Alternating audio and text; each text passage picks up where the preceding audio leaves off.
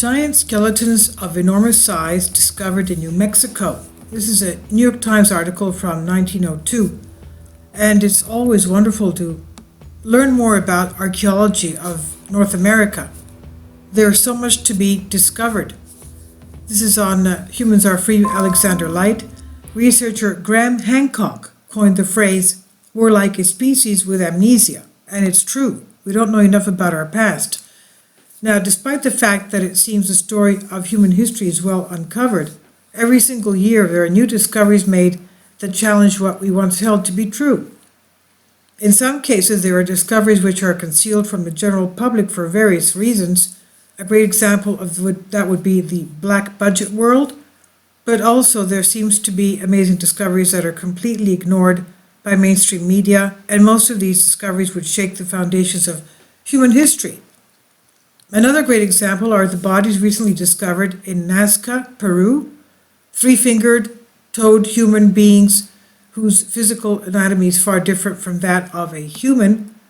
Another example would be the stories regarding the intelligent ancient civilizations like the Atlanteans, and you'll see the playlist on the Emerald Tablets and what Thoth said, the fantastically advanced technology that they had, and that they were misusing it, and that's why perhaps they found their demise because of their selfishness, their haughtiness.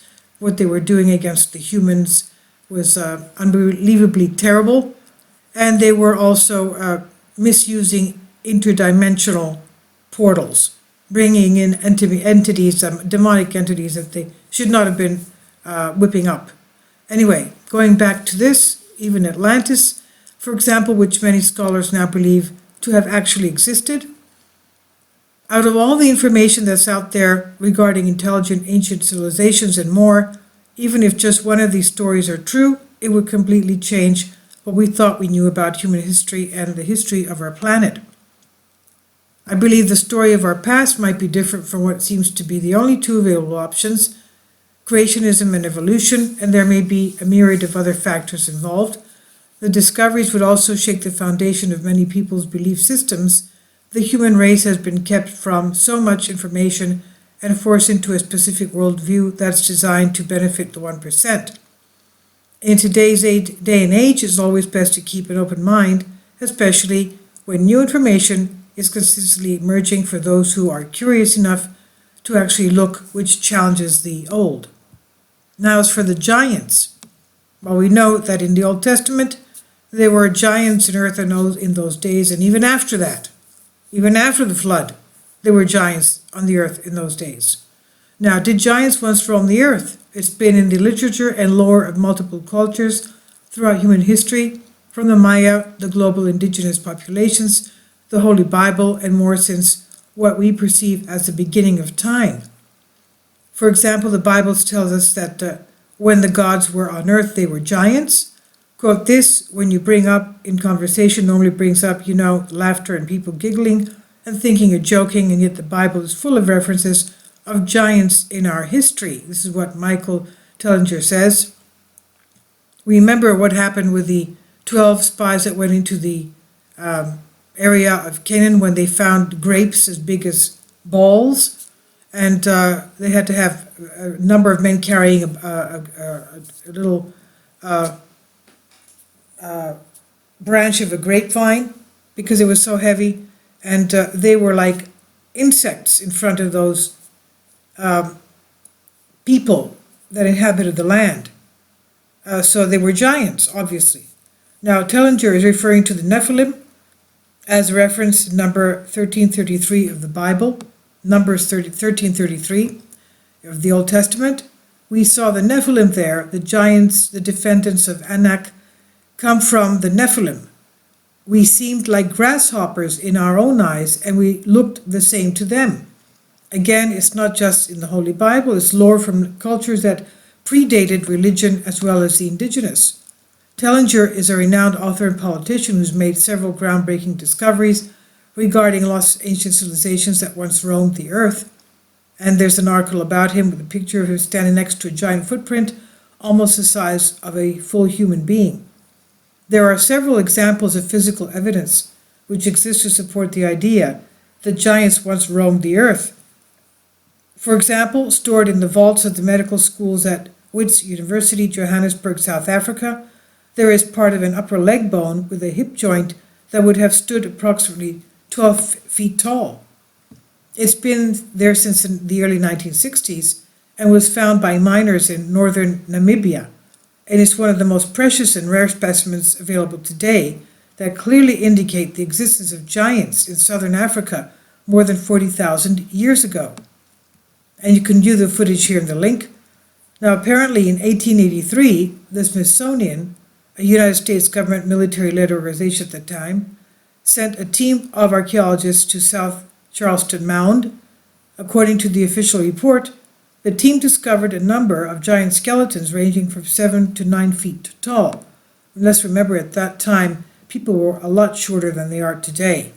I remember I had gone to Boston, Massachusetts for a little bit of vacation. At that time, we were living in Canada, so Boston was a nice vacation for us. And we went to a replica of the Mayflower, and the replica was 25% larger than the actual Mayflower. And we had to bend to get into it. It was so small, and the areas were so short. We had to bend, and I'm 5'9". We had to bend to get into that area. So you can imagine what the actual pilgrims on the actual Mayflower, how short they were. Today, we would be giants to them. And these people here, the skeletons that they found here in the South Charleston mounds were 7 to 9 feet tall. So some of them had a compressed or flat type head, which would resemble similar skeleton characteristics to those found in Egypt and South America. Whether or not this is fake news is highly debatable, as there's a lot of evidence to suggest that it's not. And the list goes on. And what's interesting is an article published in the New York Times in 1902 that also deals with the subject. And it says, giant skeletons found. Archaeologists sent expedition to explore graveyards in New Mexico where bodies were unearthed. Special to New York Times, Los Angeles, California, February 10, owing to the discovery of the remains of a race of giants in Guadalupe, New Mexico. Antiquarians and archaeologists are preparing an expedition further to explore that region. This determination is based on the excitement that exists among the people of a scope of country near Mesa Rico, about 200 miles south of Las Vegas, where an old burial ground has been discovered that has yielded skeletons of enormous size. Can you imagine? Everybody in that cemetery was huge. Now, the article goes on to describe 2 stones with curious inscriptions, and underneath were the bones of a body that could not have been less than 12 feet in height. And according to the New York Times article, the man who opened the grave say that the forearm was 4 feet long, and that in a well-preserved jaw, the lower teeth ranged from the size of a hickory nut to that of the largest walnut in size. And you can read the full article here in the link. Apparently, the chest of the body had a circumference of 7 feet. The bodies were first discovered by Lucinda Quintana. It was on his ranch these specific bodies were found, according to the article. Quintana, who has uncovered many other burial places, expresses the opinion that perhaps thousands of skeletons of a race of giants long extinct would be found. This supposition is based on the traditions handed down from the early Spanish invasion that have detailed knowledge of the existence of a race of giants that inhabited the plains of what now is eastern New Mexico. Indian legends and carvings also in the same section indicate the existence of such a race. And there's another New York Times article about skeletons that were discovered in 1885. And going back further still to 1774, settlers found what they called the Giant Town, which housed several gigantic skeletons, one being an 8-foot-tall male. In addition to the human skeletons found in New York State, they said there's also the famous case of the Cardiff Giant, a white alabaster-like statue of 11-foot man who showed an exposed penis and hieroglyphic inscriptions. All right. This statue caused a worldwide sensation that was exhibited in New York City to thousands of paying customers before it was declared a fake by the New York newspapers, despite the fact that scholars from Harvard and elsewhere insisted that the statue was genuine. This is what Richard Dewhurst said, and Dewhurst is an Emmy award-winning writer. He's a graduate of NYU with degrees in journalism, film and television, written and edited for the History Channel and Arts Entertainment, and the Miami Herald, and he himself is well researched, and you can read his articles on the topic, The Ancient Giants Who Ruled America. Now, the story of human history. As mentioned earlier, we don't really know the full story of human history, and when new evidence information pops up, either from past or today, which challenges the current accepted framework, it seems like people lose their minds. What we have today, in large part, is dogma instead of actual fact. With all the discoveries being made, and all the discoveries that have been made, which mainstream media completely ignores, we're clearly not being told something about the true origins of humanity. The idea that a powerful group of people protecting their interests by suppressing information in multiple fields is unsettling. For a plant and its people to thrive, for a planet, I should say, and its people to thrive, it must live in complete transparency. This is by Arjun Walia, guest author on Humans Are Free. This is Creative Commons, and it's by Alexander Light.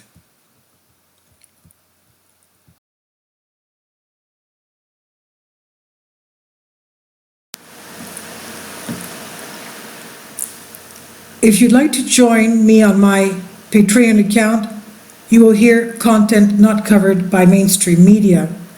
These riveting stories will be based on my research, and I will state my opinions and give my personal insight on diverse and controversial subjects and world events not covered by mainstream media, and not supported by YouTube guidelines. So whatever I have on my Patreon, most of those will not be on my YouTube channel. Please consider becoming a member today. More of the most significant and important videos will be on my Patreon channel. Your support helps me to continue my research and keeps this YouTube channel alive. And we depend on your support, your generous charity, because we help economically challenged families here in Athens, Greece, in Kapota, and we also help the young generation with university tuition and the community around our church. Thank you.